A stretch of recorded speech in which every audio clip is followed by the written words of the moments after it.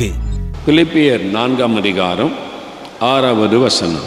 நீங்கள் ஒன்றுக்கும் கவலைப்படாமல் எல்லாவற்றையும் குறித்து உங்கள் விண்ணப்பங்களை ஸ்தோத்திரத்தோடே கூடிய ஜெபத்தினாலும் வேண்டுதலினாலும் தேவனுக்கு தெரியப்படுத்துங்கள்.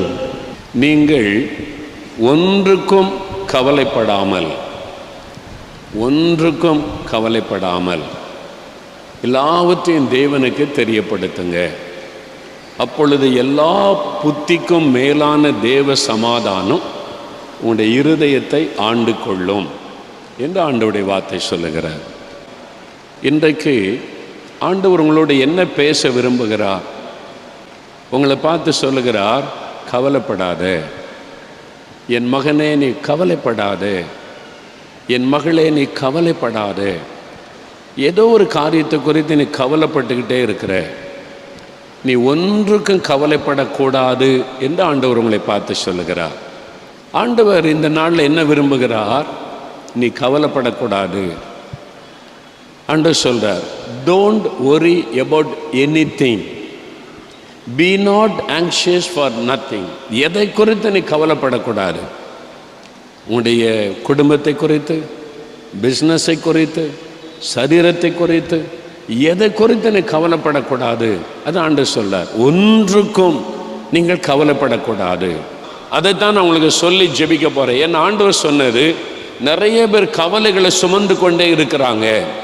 என்னுடைய பிள்ளைகள் கவலைன்ற ஒரு காரியத்தை கடந்து போகலாம், ஆனால் இவங்க கவலையை சுமந்து கொண்டே இருக்கிறாங்க, எப்பவும் கவலைப்பட்டு கொண்டே இருக்கிறாங்க, கவலையில் அமிழ்ந்து போன நிலைமையில் இருக்கிறாங்க. அதை நான் விரும்பவில்லை. என் பிள்ளைகளுக்கு கவலையிலிருந்து விடுதலை கொடுக்க விரும்புகிறேன். அதுக்கு வழி இருக்குதா? என்ன வழி? 1 பேதுரு 5ஆம் அதிகாரம் 7வது வசனம். அவர் உங்களை விசாரிக்கிறவரானபடியால் உங்கள் கவலையெல்லாம் அவர் மேல் வைத்து விடுங்கள். அவர் மேல் கவலையை வைத்து விடுங்கள். Cost all your burden upon him. உங்களுடைய பாரத்தை, கவலையை அவர் மேலே வச்சிருங்க. அதாவது போட்டுரு. பாரத்தை சுமந்துட்டே போறீங்க, கவலை. ஆண்டவர் சொல்ற, போட்டுரு மகளே, போடு, கீழே போடு மகளே, அதே நீ சுமந்துக்கிட்டு இருக்க, கீழே போடுன்றார். நிறைய பேருக்கு நிறைய வேண்டாத கவலை. அது நிறைய பெண்கள் தான் இந்த வேண்டாத கவலையோடு அலைகிறது. எப்பவும் வேண்டாத கவலை, அவசியம் இல்லாததுக்கெல்லாம் கவலைப்பட்டுக்கிட்டே இருப்பாங்க. ஆண்டவர் எனக்கு கற்றுக் கொடுத்தார். என் ஊழியத்தின் ஆரம்பத்தில் கடந்து வந்த பாதையில் சில பாரம் கவலை ஆண்டு சொன்ன, இதுக்கெல்லாம் எதுக்கு நீ கவலைப்படுற? இது உனக்குரிய பாரம் கிடையாது, வேண்டாத பாரம், நீ சுமக்காத, லீவ் இட். அதை பற்றி நீ ஏன் கவலைப்படணும்? Leave it. அந்த மாதிரி நம்ம பழகணும். பாருங்க, மார்த்தாள் மரியாள்னு 2 பெண் இருந்தாங்க.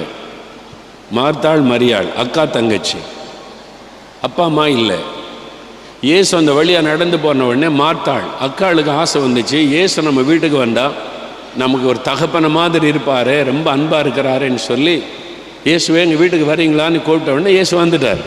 பாவம் அப்பா அம்மா இல்லை, அந்த பிள்ளைகளுக்கு ஒரு தகப்பனுடைய அன்புக்கு இயங்குறாங்க சொல்லி இயேசு வந்துட்டார். அவங்களுக்கு சந்தோஷம், எங்கள் அப்பா வந்துட்டார், ஏசப்பா வந்துட்டார் எங்கள் வீட்டுக்கு. நீ மார்த்தாள் கொண்டு வந்து உட்கார வச்சுட்டா. சீஷர்கள் 12 பேர் எல்லாரும் வந்து உட்கார்ந்துருக்கிறாங்க. இப்போ மார்த்தாளுக்கு கையும் ஓடலை, காலும் ஓடலை. வீட்டுக்குள்ளே இயேசு வந்துட்டாரு. அவருக்கு என்ன கொடுக்கறது? அவருக்கு டீ கொடுக்கறதா, காஃபி குடிக்கிறதா, கூல்ட்ரிங்க்ஸ் கொடுக்கறதா, வடை சுடலாமா, பணியாரம் சுடலாமா, முறுக்கு சுடலாமா, ரொட்டிக்கு பிடிக்குமா, என்ன பிடிக்கும் அவருக்கு? என்ன கொடுக்க? கிச்சனுக்கு ஓடுறா, என்ன பண்ணலான்னு யோசிக்கிறா. இப்போ கவலை வந்துட்டு அவளுக்கு. மரியாள் அந்த வீட்டுக்குள்ளே இருக்கிறாள். யாருக்கா வந்திருக்கிறான்னு கேட்டால், இயேசு வந்திருக்கான். இயேசு வந்திருக்கிறாரா நம்ம வீட்டுக்கா?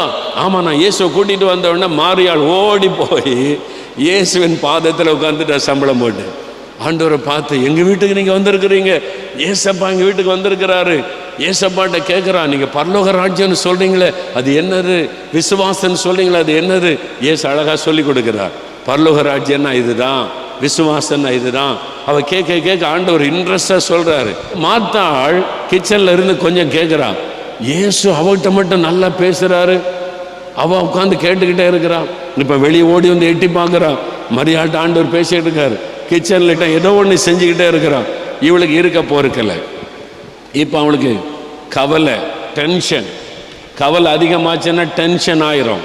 டென்ஷனில் வீட்டையே கலவரப்படுத்திடுவாங்க சிலர். அவங்க கவலையினால புருஷன் பிள்ளைகள் எல்லாத்தையும் ஒரு வழி பண்ணிடுவாங்க. சில பெண்கள், சில ஆண்கள் மனைவி பிள்ளைகளை ஒரு வழி பண்ணிடுவாங்க. இவங்க கவலை டென்ஷன்னால. இப்போ மாத்தாள் கவலையினால வந்து யார் மேலே இப்போ கோபம் வருது? மரியாள் மேலே வந்த கோபத்தை மரியாள்கிட்ட காட்ட முடியல. நேரம் இயேசுகிட்ட வந்தா, ஆண்டவரே உங்க கவலை இல்லையா? என்னது கவலை? எதுக்கு நான் கவலை பண்ணோம்? நான் தனியாக கிச்சனில் கஷ்டப்பட்டுக்கிட்டு இருக்கிறேன், இவன் அங்கே உட்காந்து உங்களுடைய பாதத்தில் உட்காந்து கேட்டுக்கிட்டு இருக்கிறா. இவளை எனக்கு துணைக்கு நீர் அனுப்பியிருக்கிறான்ல, நீ என்ன தனியாக வேலை செய்ய விட்டுட்டா உமக்கு கவலை இல்லையா? நான் மட்டும் தனியாக கஷ்டப்படுறேன்னு. ஆண்டவர் சொன்னார், மாத்தாளே மாத்தாளே, நீ அநேக காரியத்தை குறித்து கவலைப்பட்டு கலங்குகிறாய். எதுக்கு உனக்கு இந்த கவலை? நான் உன்கிட்ட காப்பி கேட்டேனா? நான் உன்கிட்ட வடை கேட்டேனா? நான் உன்கிட்ட கேசரி கேட்டேனா? என்னவோ நீ வந்து என்ன இப்போ இயேசுவையே குற்றப்படுத்துகிற பாருங்க. உமக்கு கவலை இல்லையா? நீர் மரியாளுக்கு சொல்ல வேண்டியதானே? அவள் தான் சின்ன பிள்ளை, கேட்காம வந்து எனக்கு உதவி செய்யாமல் வந்து உட்கார்ந்துருக்கிறான், நான் தனியாக கஷ்டப்படுறேன். ஆண்டவர் சொன்னார், நீ தான் அனாவசியமாக கவலைப்படுற. நிறைய பெண்கள் காலையில் எழும்பின உடனே இன்னைக்கு காலையில் என்ன செய்கிறதுன்னு ஒரு கவலை, மத்தியானம் என்ன குழம்பு வைக்கிறதுன்னு ஒரு கவலை, ராத்திரிக்கு என்ன குழம்பு வைக்கிறது, இதெல்லாம் கூட நிறைய பேருக்கு கவலை. நிறைய வேண்டாத கவலைகள் நிறைய பேர் சுமந்துக்கிட்டு இருக்கிறீங்க. வேண்டாத கவலைகள், அவசியமில்லாத கவலைகளை சுமந்துக்கிட்டு இருக்கிறீங்க. ஆண்டவர் சொல்றார், உனக்கு இருக்கு அந்த கவலை, எதுக்கு அவனை பற்றி கவலைப்படுற? ஆண்டவர் சொல்றார், உன் வேலை வந்தியா முடிச்சியா போய்கிட்டாரு, நீ எதுக்கு கவலைப்படுற? வேண்டாத கவலை அவசியம். ஆண்டவர் என்னை கற்றுக் கொடுத்தா, இதுக்கெல்லாம் நீ கவலைப்படாத, நான் உன்னை கொண்டு வந்திருக்கிறேன், வேலை முடிஞ்சிட்டு போய்கிட்டே இருக்கப்ப. அவங்க எப்படி இருந்தால் உனக்கு என்ன? அவங்க சொன்ன கேட்க மாட்டாங்க, அவங்க சொன்னாலும் இப்படி தான் இருப்பாங்க. லீவ் இட், நீ போய்கிட்டாரு. ஆண்டவர் சொன்னார், வேண்டாத கவலை நமக்கு அவசியம் இல்லை. அவருக்கு தெரியும் நம்மளை எப்படி நடத்தணும்னு சொல்லி. அதனால மார்த்தாள மாதிரி இருக்காங்க, மரியாள மாதிரி ஆண்டோடைய பாதத்தில் உட்காருங்க. கவலைப்பட்டு சோர்ந்து போகாதங்க. அவர் மேலே வச்சிருங்க, இறக்கி வச்சிருங்க. ஆண்டவர் சொல்றார், வச்சிருங்க. நம்ம என்ன தப்பு பண்ணுறோம் தெரியுமா? ஜெபாரைக்கு போகும்போது திறப்பின் வாசல் ஜெபத்துக்கு வர்றீங்க, வரும்போது இன்னைக்கு எல்லா கவலையும் ஆண்டவர் மேலே வச்சிடணும்னு சொல்லி வந்து ஜெப நேரத்தில் எல்லாம் அழுது ஜெபிக்கிறீங்க, கவலையெல்லாம் வைக்கிறீங்க, ஆண்டவர் மேலே ஊற்றுறீங்க. ஆண்டவரே இது கவலை, இந்த கவலைப்பா, குழந்தை இல்லை, இந்த நெருக்கம் எல்லாத்தையும் ஒப்பு கொடுத்து ஜெபிக்கிறோம். ஜெபிச்சு முடித்த உடனே மறுபடியும் போட்டதெல்லாம் எடுத்து திருப்பி உள்ளத்தில் வச்சுக்கிட்டு அந்த கவலையோடு போகிறது. நிறைய பேர் மாதம் இங்கே வந்து கவலையை கொட்டுறீங்க, ஜெபம் முடிஞ்சு போகும்போது திருப்பி எடுத்து உள்ளத்தில் வச்சுக்கிட்டே போகிறீங்க. இன்னைக்கு ஆண்டவர் சொல்கிறாரு, நீ திருப்பி கொண்டு போகக்கூடாது. இன்னைக்கு எல்லா கவலையும் இங்கே இறக்கி வச்சிடணும். இந்த கவலையெல்லாம் இங்கே போட்டுறணும். நீ ஒரு கவலையை நீ எடுத்துக்கொண்டு போகக்கூடாது. இன்னைக்கு துக்க முகத்தோடு யாருமே போகக்கூடாது. அல்லேலூயா.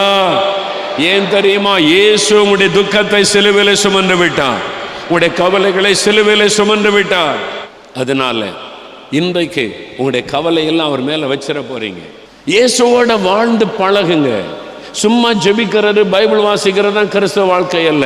ஒவ்வொரு பிரச்சனையிலும் இயேசுவோடு வாழ்வது, ஒவ்வொரு பிரச்சனையும் இயேசுவோடு பகிர்ந்து கொள்ளுவது, இயேசுவோடு கூட பேசுவது, இயேசுவோடு வாழ்கிற ஒரு வாழ்க்கைக்குள்ள நீங்க வரணும்.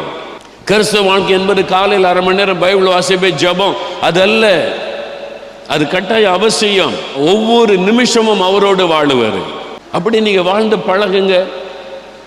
கவலை உங்களை அழுத்த முடியாது, பயம் உங்களை அழுத்த முடியாது. அதெல்லாம் வரும், கவலை வரும், நீங்க தூசியை போல உதறி போட்டு போவீங்க. பயம் வரும், அதை தூக்கி எறிஞ்சிட்டு போய்கிட்டே இருப்பீங்க. எப்பவுமே சந்தோஷமா இருப்பீங்க, மகிழ்ச்சியா இருப்பீங்க. அல்லேலூயா. நிறைய பேர் சொன்னாங்க, பிரதர் உங்களுக்கு இவ்வளோ எதிர்ப்பு இருக்குது, மேலே வரைக்கும் அப்படி இப்படிலாம் நடக்குது, அதனால ஒரு பாடி கார்டு வச்சுக்கிடுங்க, தனியாக போகாதங்க அப்படிலாம் நிறைய பேர். என் மேலே உள்ள அன்புனால நிறைய பேர் சொல்கிறாங்க. உண்மைதான், என் மேலே உங்களுக்கு அன்பு இருக்குது அதனால. ஆனால் ஆண்டவர் ஏற்கனவே சொல்லிட்டார், உனக்கு விரோதமாக எழுப்புவாங்க, பேசுவாங்க, உன்னை கடிச்சு கொதற மாதிரி வருவாங்க, ஒருத்தனை உன் மேலே கை போட முடியாது, நான் இருக்கிறேன் கூட. அல்லேலூயா. அவர் சொல்லிட்டாரு, அவர் வாக்கு கொடுத்துட்டாரு. இதெல்லாம் வர்றதுக்கு முன்னாலே சொல்லிட்டார், வந்த பிறகு இல்லை, இதெல்லாம் வர்றதுக்கு முன்னாலே சொல்லிட்டார். அதனால நீ பயப்படாத, நான் இருக்கேன் கூட. என்னை தாண்டியா ஒருத்தவன் மேலே கை வைக்க முடியும், அவருடைய சித்தம் இல்லாமல் ஒருத்தன் கை வைக்க முடியாது. அல்லேலூயா. அவருடைய சித்தம் அதுதானே, கை வைக்கட்டும், அதில் சந்தோஷம். நம்முடைய லைஃப்பில் இயேசுவோட நீங்கள் அப்படி இணைந்து வாழ பழகிட்டீங்கன்னா நீங்கள் ஒரு நாள் கவலையாக இருக்கவே மாட்டீங்க. அல்லேலூயா. நீங்கள் கவலையாக இருந்தால் அவிசுவாசத்தை வெளிப்படுத்துறீங்க, சந்தோஷமாக இருந்தால் விசுவாசத்தை வெளிப்படுத்துறீங்க. அந்நாள் துக்க முகத்தோடு இருக்கும் வரைக்கும் அவிசுவாசத்தை வெளிப்படுத்தினாள். தேவ சமூகத்தில் போய் அழுது ஜெபித்த பிறகு வசனம் சொல்லுகிறது, அப்புறம் அவள் துக்க முகமாயிருக்கவில்லை. அல்லேலூயா சொல்லுங்க.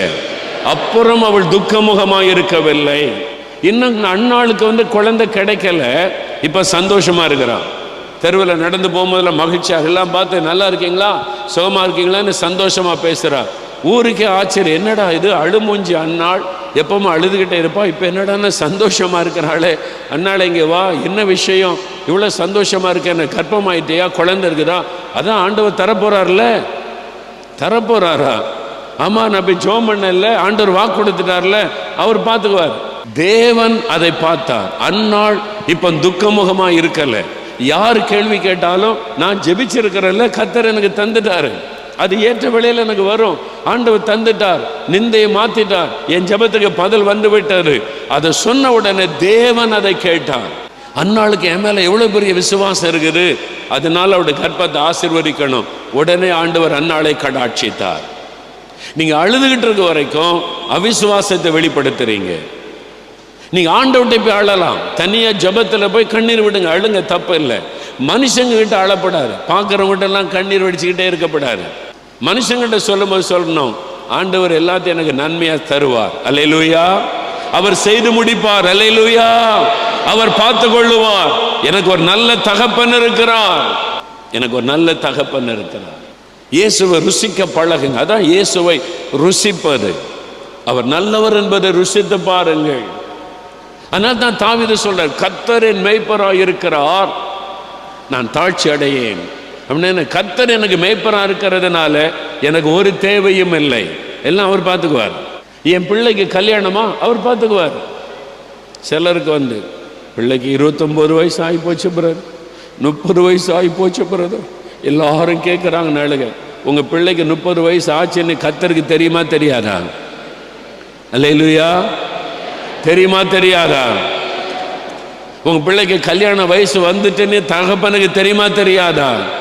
உங்களை விட அவர் அக்கறை உள்ள தேவன். ஒரு அம்மா வந்தாங்க, என் மகளுக்கு கல்யாண வயசு தாண்டுதையா, என்ன பண்ணுறதுன்னு அழுதாங்க. சரி, உங்கள் மகளுக்காக நீங்கள் என்ன பண்ணீங்கன்னு கேட்டு, படிக்க வச்சேன், வளர்த்து ஆளாக்கி இருக்கிறேன், அதுக்கு மேலே என்ன பண்ணீங்க? அதை தான் செஞ்சேன். உயிரை கொடுத்தீங்களான்னு கேட்டேன். உயிரையா? இல்லையே, இயேசு உயிரே கொடுத்திருக்கார் தெரியுமா? உங்க மகளுக்காக சிலுவையில் ரத்தம் சிந்தி மரிச்சிருக்கிறார். அப்போ உங்களை விட உங்க மகளுக்காக அதிகம் செய்தவர் யாரு? இயேசு. பெற்று வளர்த்த உங்களுக்கே இவ்வளவு அக்கறை இருக்குன்னா, உங்க மகளுக்காக சிலுவையில் ரத்தமே சிந்தி கொடுத்த ஆண்டவருக்கு எவ்வளவு பெரிய அக்கறை இருக்கும் யோசிங்க. உங்களுக்கு பொல்லாதவளாகிய நீங்கள் உங்கள் பிள்ளைகளுக்கு நல்ல ஈவுகளை கொடுக்க அறிந்திருக்கும் போது, பரமபிதாவானவர் தம்மிடத்தில் வேண்டிக் கொள்ளுகிறவர்களுக்கு நன்மையானதை தருவது அதிக நிச்சயம் அல்லவா? நீ பொல்லாத தகப்பன், நீங்க பொல்லாதவங்களே இவ்வளவு அன்பா இருக்கிறீங்களே, நான் ஜீவனை கொடுத்த தகப்பன். உங்க பிள்ளைக்கு நான் பண்ண மாட்டேனா? உன் குடும்பத்துக்கு நான் செய்ய மாட்டேனா? உன் பிள்ளைய நான் ரட்சிக்க மாட்டேன்னா? விசுவாசிங்க, சிம்பிள் ஃபைத், ஆண்டவர்கிட்ட தெரியப்படுத்திட்டு அமைதியா இருக்க பழகுங்க, கவலை இல்லாமல் இருக்க பழகுங்க. அதுக்கு சில ஆட்கள், சில குடிகாரங்க பாருங்க, கவலையப்பட மாட்டான். குடும்பத்தில் மனைவி சாப்பிட்டான்னு, பிள்ளைகள் சாப்பிட்டான்னு, சாப்பிடாட்டான்னு, காலேஜுக்கு போனான்னு, அதான் பாருங்க கவலை இல்லாத மனுஷங்க. அவர் குடிச்சு குடிச்சு கவலை இல்லாமல் இருக்கிறார். நீங்க அப்படி இல்லை, பரிசுத்த ஆவிக்குள்ள நிரம்பி கவலை இல்லாமல் இருக்கணும். அல்லேலூயா சொல்லுங்க. ஒரு குடிகாரனே கவலை இல்லாமல் இருக்கான், போதையில், எனக்கு எதை பற்றி கவலை இல்லை, என் மனைவி பிள்ளைகள் யாரை பற்றி கவலை இல்லைன்னு சொல்லி. அது அக்கறை இல்லாதது, கவலை இல்லாமல் அக்கறை இல்லாதது. அப்படிப்பட்ட மனுஷன் ஆசீர்வதிக்கப்பட்டவன் அல்ல. பிள்ளைகளை குறித்து, மனைவி குறித்து அக்கறை இல்லாதவன். உங்களுக்கு அக்கறை இருக்கணும், கவலை இருக்கக்கூடாது. பிள்ளைக்கு ஒரு நல்ல வாழ்க்கை அமையணும், ஜெபம் பண்ணுங்க. பிள்ளைக்கு ஒரு நல்ல பையன் கிடைக்கணும், தேடுங்க, தப்பு கிடையாது. அக்கறை இருக்கணும், கவலை இருக்கக்கூடாது. ரெண்டுக்கு வித்தியாசம் இருக்குது. சிலருக்கு அக்கறையே இருக்காது. சில தாய்க்கு, சில தகப்பனுக்கு 32 வயசு ஆனாலும் பிள்ளைக்கு கல்யாணம் பண்ணணும் என்ற அக்கறையே இருக்காது. அது தப்பு. அந்த அக்கறை இருக்கணும். பிள்ளைக்கு வயசாகிட்டு ஆண்டவர்கிட்ட போகணும், நல்ல ஒரு வரன் கொண்டு வாங்கப்பா, என் பிள்ளைக்கு நல்ல வாழ்க்கை அமையணும், அந்த அக்கறை இருக்கணும். ரெண்டுக்குள்ள வித்தியாசத்தை விளங்கி கொள்ளுங்க. அதனால இயேசுவோட நல்ல வாழ்ந்து பழகுங்க, ரொம்ப சந்தோஷமா இருக்கும், வாழ்க்கையே மகிழ்ச்சியா இருக்கும். இயேசுவோட நீங்க வாழ பழகிட்டீங்கன்னா அது மாதிரி ஒரு ஜாய்ஃபுல் லைஃப் எதுவுமே கிடையாதுங்க. அது மாதிரி ஒரு மகிழ்ச்சியான வாழ்க்கை எதுவுமே கிடையாது. இரவும் பகலும் அவர் கூட இருப்பார், சந்தோஷமா இருக்கும், மகிழ்ச்சியா இருக்கும். அவர் நம்முடைய ஆவியில பேசுவார். அதான் நிறைய பேர் ஆண்டவர் பேசுகிறாருன்னொடனே நிறைய பேர் என்கிட்டலாம் பேச மாட்டார், ஊழியக்காரர்கிட்ட தான் பேசுவார். இயேசு எப்படி தரிசிக்கிறது? ஆவிக்குரிய அனுபவமே நம்ம தெரியாமல் இருக்கிறோம். நம்ம ஜெபிக்கும் போது நம்முடைய இருதயத்தில் ஆண்டவர் பேசுவார், நமக்குள்ள ஒரு ஏவுதலை உண்டாக்குவார், நமக்கு உள்ள ஆண்டவர் பேசுறது நமக்கு விளங்கும். இது கொஞ்சம் கொஞ்சமாக நீங்கள் பழகணும். அதனால இன்றைக்கு உங்களுடைய கவலையெல்லாம் அவர் மேலே வச்சிட போறீங்க. பிரியமானவர்களே, இயேசு கிறிஸ்துவின் நாமத்தில் உங்களுக்கு என் அன்பின் வாழ்த்துக்கள். ஆண்டவர் இன்றைக்கு உங்களோடு பேசி இருக்கிறார் இல்லை? இந்த செய்தி நீங்கள் கேட்கும்போது ஆண்டவர் உங்களோடு பேசினார்ல, ஏதோ ஒரு கவலை, ஏதோ ஒரு காரியத்தை குறித்த கவலை உங்களுடைய உள்ளத்தை அழுத்துகிறாரு.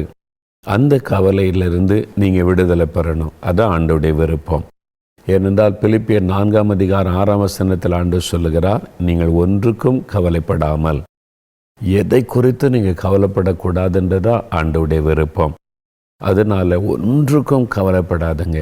என்ன கவலை? எதை குறித்த கவலை? அது உங்களுடைய பிள்ளைகளை குறித்தா இருக்கலாம், எதிர்காலத்தை குறித்ததாக இருக்கலாம், பண பிரச்சனை குறித்ததாக இருக்கலாம். எந்த காரியத்தை குறித்த கவலையாக இருந்தாலும் சரி, அதை மாற்ற இயேசு கிறிஸ்து வல்லமை உள்ளவர். நம்முடைய கவலைகளையெல்லாம் அவர் சிலுவையில் சுமந்திருக்கிறார். நம்ம அவருக்கு தெரியப்படுத்தணும், அவ்வளோதான். அவருக்கு எல்லாத்தையும் தெரியப்படுத்துங்க. இதுதான் என்னுடைய கவலை, இதுலேருந்து எனக்கு ஒரு விடுதலை தாங்க, நீ ஜெபிச்சா போதும், உடனே மாற்றம் உண்டாகும். இப்போ நான் உங்களோட இணைந்து ஜெபிக்க போகிறேன். நீங்கள் ஆண்டவருடைய சமூகத்தில் உங்களை தாழ்த்தி முழங்கால் படியிடுங்க, கண்களை மூடுங்க, இயேசுவை கண்மனால் நிறுத்தி கொள்ளுங்க. என் கவலையை மாற்ற நீங்கள் சிலுவையில் ரத்தம் சிந்தி என் கவலையெல்லாம் சுமந்துட்டீங்க, நீங்கள் என் கவலையை மாற்ற முடியும், எனக்கு உதவி செய்யுங்கன்னு ஒரு ஜெபிக்கலாம். இன்றைக்கு ஒரு மாற்றத்தை பார்ப்பீங்க. ஜெபிக்கலாமா? நாம் ஜெபிக்கலாம். தகப்பனே, கவலையோட, பாரத்தோட, துக்கத்தோட, கண்ணீரோடு இருக்கிற இந்த பிள்ளைகளை பாருங்க ஆண்டவரே. நீங்கள் ஒன்றுக்கும் கவலைப்படாமல் எல்லாவற்றையும் ஜெபத்தில் தெரியப்படுத்துங்கன்னு சொன்னீங்களே, அதனால் இந்த பிள்ளைகள் கண்ணீரோடு உமக்கு முன்னால் நிற்கிறாங்க. அவர்களோடு இணைந்து நான் ஜெபிக்கிறப்பா. இந்த மகளுடைய கவலைகளை பாரும், இந்த மகனுடைய பாரமுள்ள இருதயத்தை பாரும், இந்த குடும்பத்தாரினை கவலையோடு துக்கத்தோடு கலங்கி நிற்கிறதை பாரும். இந்த பிரச்சனை மாறணுமே, சுகம் உண்டாகணுமே, தேவைகள் சந்திக்கப்படணுமே, இந்த கவலை உண்டு பண்ணுகிற போராட்டங்கள் நீங்கணுமே. என்ன செய்வது, எங்கு போவது என்று கலங்கி நிற்கிற பிள்ளைகளை பாருங்கப்பா. கல்வாரி சிலுவையில் எல்லா துக்கங்களை ஏற்றுக்கொண்டு கவலைகளெல்லாம் சுமந்து முடித்தீங்களே, அதை நினைத்து உம்முடைய பிள்ளைகளுக்காக நான் ஜெபிக்கிறேன் ஆண்டவரே. இந்த நேரம் உடைய கரம் அவளை தொடட்டும், அவருடைய உள்ளத்தில் இருக்கிற கவலைகள் மாறட்டும். அந்த கவலைகளை கொண்டு வருகிற பிரச்சனைகள் இயேசுவின் நாமத்தில் நீங்குவதாக. அந்த கவலைகளை கொண்டு வருகிற போராட்டங்கள் இயேசுவின் நாமத்தில் விலகுவதாக. அந்த கவலை கொண்டு வருகிற நோய்கள் இயேசுவின் நாமத்தில் மறைந்து போவதாக.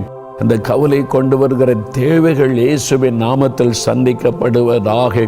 இன்றைக்கு அந்த குடும்பம் மகிழணும். இன்றைக்கோடு அந்த கவலைகள் இந்த சகோதரியின் உள்ளத்தை விட்டு விலகணும்.